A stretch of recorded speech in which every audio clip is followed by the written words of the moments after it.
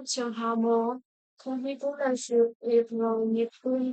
không có thiếu là mai thì hình in cũng sống thẳng nó, mai một cho all see.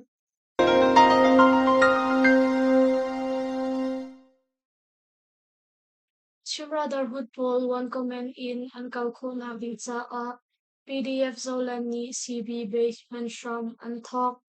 Chin Ram Tidim Peng Chung a Shambun mi. Chin Brotherhood Chung Tal ZFU PDF Zolani. Anto mi avoid Harriet na basics military training di Lomnak Chu. Mars ni som thuma khan tlamking te in anim sang e. Training alim ni anral ka poi chu Chin Brotherhood CB base an hunter chang ha kong. PDF Zolan Chief of Staff Gideon ni Nizan April ni a achim. Ato i training alim mi kan ral ka pol chu CB base kan ban chang tha hi avoid khatnak CB base kan pan CE kan fan lak arwang chu mai lei a one comment in kan kal po nak din sa a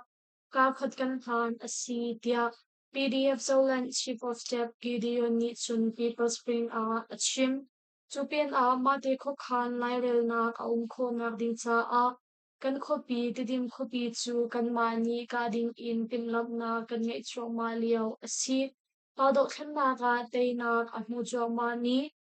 CB operation ni hin tidim ka do na ka teina than tar kan khai kho na ka ram chung ram len I a ni ni za pi ni kan talpi nak lai song kan info fian ha I kan in no kaun na tia ZFU PDF zolan ni an than ni a lang tar chi Ramchung tual chung mi bok mak in an chok mi may thal jung kul chu CDF lau tu sin a an up chiang ram lau tu maram chung a kwa sa I ramchung tual chung mi ha ni an tho mi tangka in an chok mi may thal jung kul chu chiang ram sau za chung tal Chilean Defense Force lau tu sin a an up kong lau tu People Affairs Council ni Nisan April ni a an than Chu Shem Nam Chokza Nak Chu The 20 Project Torel Nak in Ramchung Tol Chumi Hani and Thomi Panha in Aliam Chia Thongpi Kulanga Pum October Tha Khan Kalpi CE Atlamatin Cha a Pathian Sin Lunglam Thacham Nak Le Chachua Hal Nak Song and Tua Chor Tia Thai Si Shem Nam I Up Nak Samani A Chun Lau Tu Ram Ukshoi Tu Pu Bichai Tu Pu CDF lau tu in Kyongbao ngay tu ha, the 20 Project Steering Committee Chaitan ha, Council Palay Pol, Kwa Boy, Kwa Upa Pol, Minaw Upa Le, Kwa Lian Kansomin Ha Song Anital Kau ha, Chun Pupakatsiyaw ni Lomnak Bia and Chim E, the 20 Project Steering Committee ni Tangka ni Tangitsin Fiantarnak, CDF lau tu sin a Pungninti in Shamnam Apnak Le, Kachwa Ho Samnak Song Kampinte in Kanyay Kau, the 20 Project Atlantin Ko Nagding sa Akantorel Piaktu, Committee Chungtal na, Kanitin Mizat in Tangka Achwa Ko Nag Bepi in Tuan Rokala tu Koboy Hale, Dawsan Nak sa ati in Tangka at How tu Mizapi Nandilak, kanin upat na in sung kanilom dukshangshan, kan bekam bentuk in pezul in mizapi he kan kaltilai tia lau tu people affairs council ni in thami in lak der PDF zolan ni minaw anrot ka I nushin zovao anwar mi ngoding in Zomi community USA ni inthan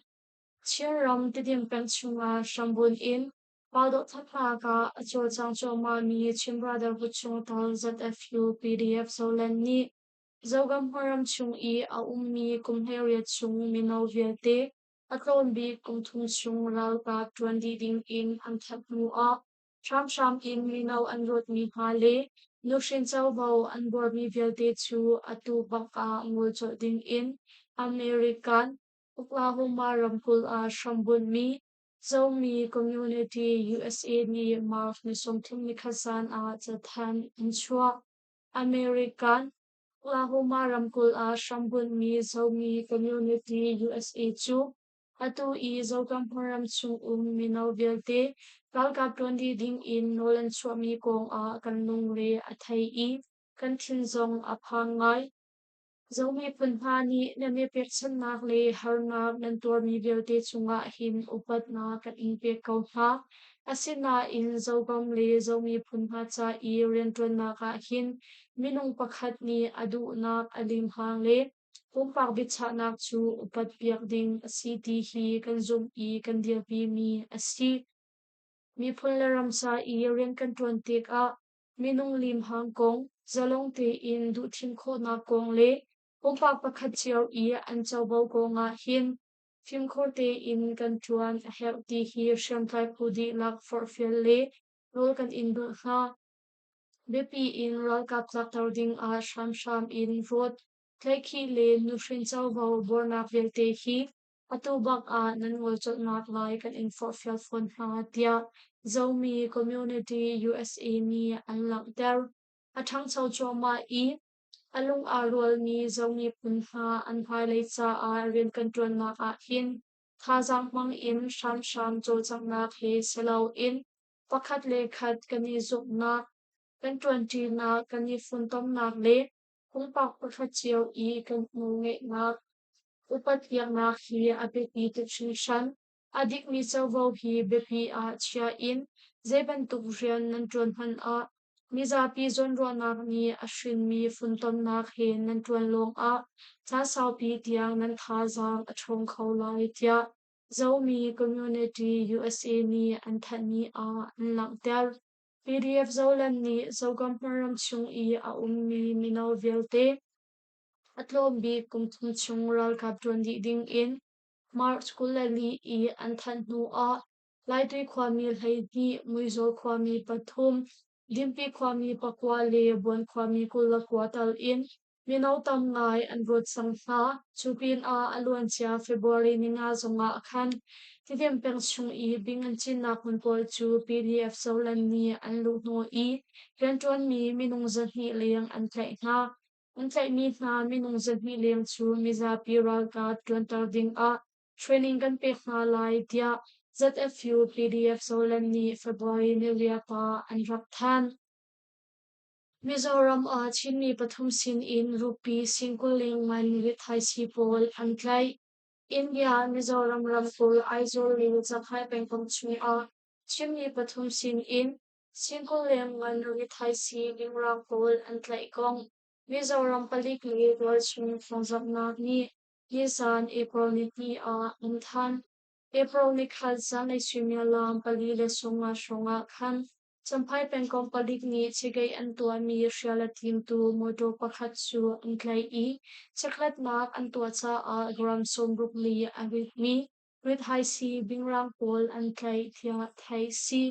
with high si pol he an tlai mi pa pakhat chu lale khopi ta han sang mi a si I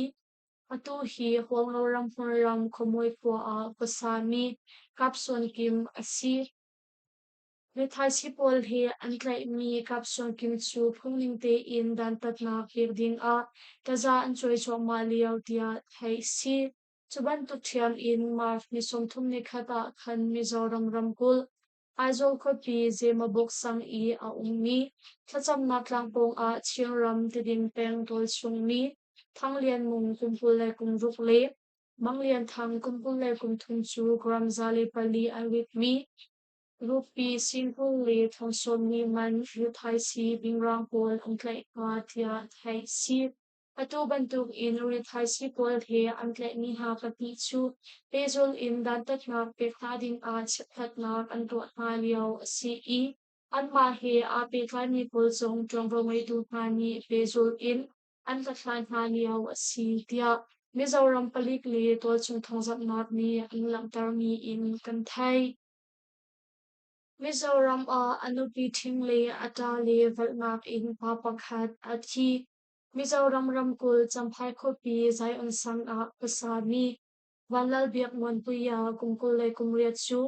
anupi thingle atale ni anval ruang a April ni khat za shunya lam pariat le somni nga shonga khan sizung a anun na aliam kong Mizoram thongzat nak ni Nisan April ni a anthan Nak liam ni vanal biak mon puya hi JTS portal manager atron leomi CE naiti khan anupi he anithan zerte marskularia sana khan anupi unapol ni anvalpi yamha fangai in atwacha champhai khopi sizung ankalpi kauna in zwalai apansa aizol khopi sizung ankalpi ankhoi hai tu ICU anchia chunhu April ni khalsa senior lam pawek le somlinga shonga khan anun nak aliam hi si tia benvarna media ni alangter walal biak man puya ni athi than anute sin achimninga chun anupi le anupi talipol ni anval alu thingtan in antuk tia Mizoram Thawngchimnak ni chun anlangter hi kong he petlai in nak lian mi walal biak man puya achunglen ni champhai palik sakhan report an tua tia thai si Rakhai SSP Sural Kapni Boman Thak Sungkar Khat Kosa Minung Pali Angti Lak In Anti Rakhai Ramko Tandoi Pengchung SSP Sural Kapni Jafai Jarpali in Boman Thak Luang Aksia Panhi Dal in Sungkar Khat Kosa Dol Chungmi Pali Andi Lak In Anun Aliam Kong Rakhai Ral Kap ULA Ni Nizan April Ni Anthan April ni khat Zinglei Thawngchimnak playkhat le minute playkhat in playkhat le minute somni nga tiang SSP Sural Kapni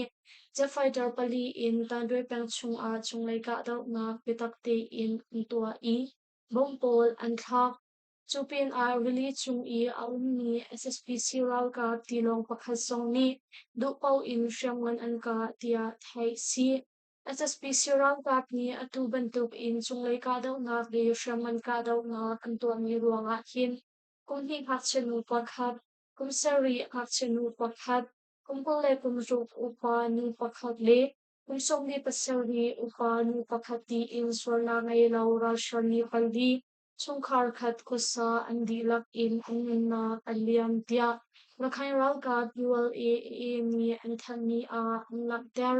Chuban Tokchiam in Aluantia Mar School Kwazonga Khan ULA ni an ukmi Chiang Palawa Peng Chow Chang Kwa SSP Sural Kat ni Fighter Pakhat in Boman Thak Luang Akchia Pali Dal in Solnak Ngay Lau Dol Chini Pasel Aliam Akchia Pali Dal in Minung Pali ni Liampan Tuartia Thai Si Shopping kau peng balik sakhan in SSP Sural Kapan hi may tharzun hi he Mizapi sin ani fon Pagoram ten shopping kau peng balik sakhan in SSP Sural Kapan hi chu Shamnam hi to chung shamtak punha sin ani fon laksong tangka anpek na kong Tayawadi Pengkong Battalion Thothum Zariat Pakhat Company Pangani Nizan April ni Anthan Sham in SSP Sural Kapa Lutaratlong mi Choping Kau Peng Palik Sakhan Guatatong mi SSP Sural Kapa Ti Chu Marf ni Somthum ni Khat Zinglei Thawngchimnak Pasashonga Khan PDF strategy kulan ni komentang mi Tayawadi Pengkong Battalion Thothum Zariat Pakhat Company Pangasin Anifon Tia Thai Si Atubantuk in Mizapi sin afon ni SSP Sural Kapati ni hin MA3 may thousand kat G3 may thousand kat 5.56 kwanfang hailile 7.62 kwanfang kulatum zong anipuchi za Tayawati Pengkong Battalion Thothum Zariat Pakhat Company Panga Choping Kau Hero Guerrilla Force ni lunglong naklaksong tangka kanpek Atangri ni SSP Sural Kap Chungtal Verde Song Aran Nar in Mizapi Sin Ifondi Chang Tia Tayawati Pengkong Battalion Thothum Zariat Pakhat Company Panga Choping Kau Hero Guerrilla Force ni Anthony Langkarchi SSPC Kutang P2 seat an Malamakar may thalka na kachuak minung panni Liamantuar Sham in nonge nakalatu SSP Sural Kap ni anong hak ni teluk ni maramri ummi Muse khopi a SSPC kutang P2 sit World Cup an malama karbe alnak in may thalka nak tiang at chuak I minung pati ni hliamman tualkong siyaramkul a shambun ni thawngchimnak ni zan April ni a anthan mark ni somthuma khan muse khopi toya sang a SSPC World Cup kutang P2 sit World Cup pol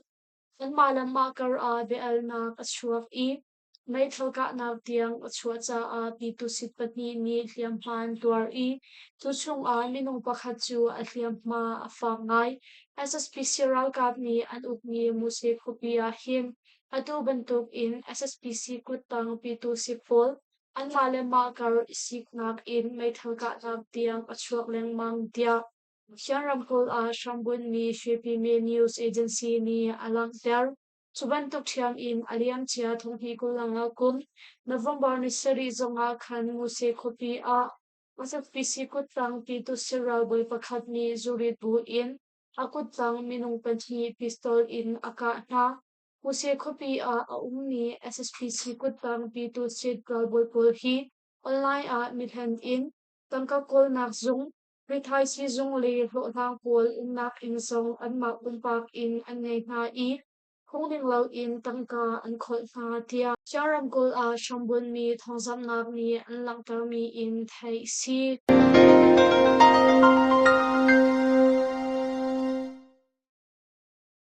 lungmali post tha sang akan pe I kan thawngchim ngai tu nan di lak chung a kan ya lom tuk hring hran thai jing a thawngpang thang he kan ne tong tham ha lai